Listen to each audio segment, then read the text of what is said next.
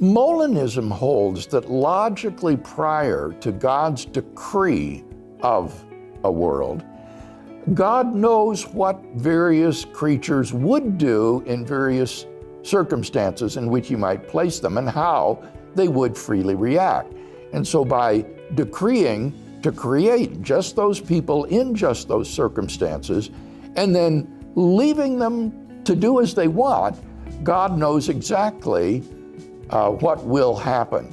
And so people are predestined in the sense that God knew exactly what they would freely choose to do in the world that God has decreed.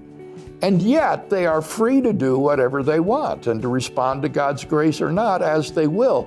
So it's been rightly said that on Molinism, it's up to God whether we find ourselves in a world in which we are predestined, but it is up to us whether we are predestined in the world in which we find ourselves. Now, the Calvinist finds this unacceptable because it is not God who determines how creatures would freely act in various circumstances. The Calvinist insists that an absolutely sovereign God must Himself determine how creatures would act in various circumstances.